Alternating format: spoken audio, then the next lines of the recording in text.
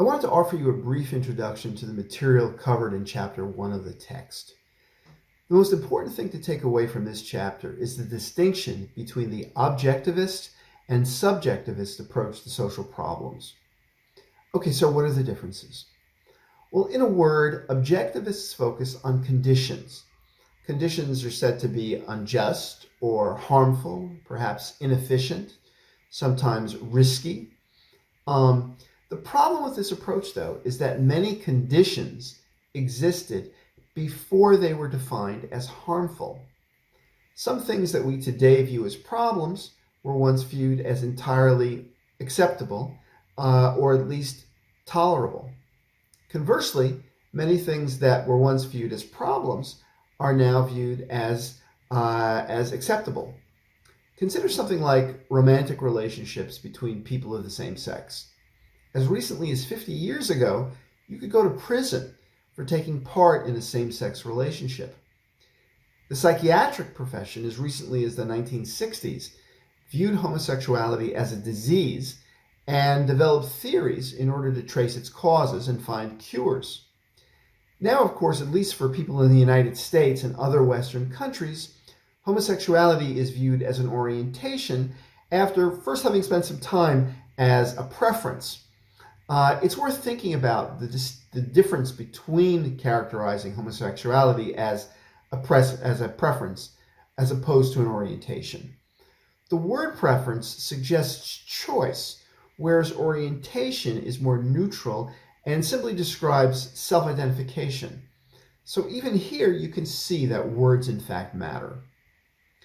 As you'll see, the chapter discusses racism and sexism as two conditions that have to do with discrimination based on an individual's ascribed status. Okay, so what's an ascribed status? Well, ascribed status is an important concept in sociology, and it relates to the status that's assigned to someone at birth or assumed involuntarily later in life that can't be changed through individual effort or achievement. Race and sex are two common ascribed statuses. So if discrimination based on these two ascribed statuses are problems, then it seems reasonable to assume that discrimination based on other ascribed statuses would be viewed as problems as well. Let's take, for example, one's height or looks. Well, it's pretty well documented that taller people and good-looking people have an advantage over shorter and more ordinary-looking people. Yet lookism, which actually was a thing in the 1990s, lookism, though, never took off as a social problem. Heightism is something that best made up out of thin air. I'm not aware that there's a movement or anybody's talking about heightism. But clearly, it could be a social problem if we follow a definitional process similar to the one used for racism or sexism. Okay, so what all this means is that conditions themselves are not enough to give rise to social problems claims. Another problem with the objective approach is that the nature of social problems is often open to question. Best, again, talks about obesity and notes that different groups characterize it very differently. Many obese people, for example, view obesity as a problem of discrimination. They make claims similar to those made by people who are concerned with disability, and they view obesity as little more than a difference in body type. Physicians, on the other hand, view obesity as a health problem and seek cures that will help the obese reach a quote-unquote normal healthy weight. Public health officials look at obesity as a problem that contributes to the high cost of medical care. The type of problem that obesity is defined as being, leads directly to the kinds of solutions that are put forward, and they can be very different. If you take the view that obesity is a problem of discrimination, then solutions involve strategies to normalize obesity and make it acceptable. If you view it as a health problem, then strategies involve research and ultimately medical treatment. Okay, so that's the objectivist view. Subjectivists take a different approach, a very different approach. They've come to the conclusion that a condition only becomes a problem when it's defined as a problem.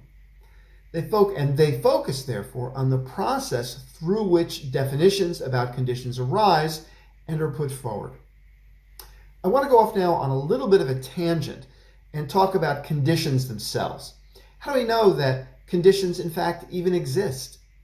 For many social problems, the very existence of the underlying condition is sometimes disputed. The facts, in other words, are questioned.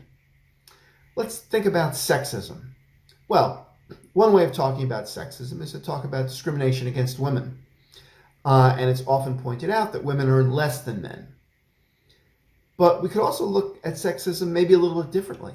And we could recognize that men have higher rates of suicide and higher rates of drug addiction and are more likely to die a violent death than women. Maybe that should be our definition of sexism. In other words, what are the relevant conditions to focus upon? Differences in salaries or differences in life expectancy? Here the question becomes, what facts do we focus on in order to establish that what sexism even is? Okay. Subjectivists focus on two things: how conditions become established as real and how they become defined as problems. This is very different than the view taken by objectivists, who are much more willing to accept problem definitions without much examination. You can think of objectivists as insiders to a society. They focus on the development of explanations for problems in order to find solutions to them. For example, if you develop a theory that sees crime as a way that people have of coping who have been excluded from legitimate economic activity, then a solution might be a universal basic income or improved educational opportunities that would enable people to participate in the regular economy. Objectivists might view school shootings as a result of inadequate mental health systems, and they would likely call for better access to those kinds of services, to mental health services. Subjectivists, on the other hand, take the view of outsiders.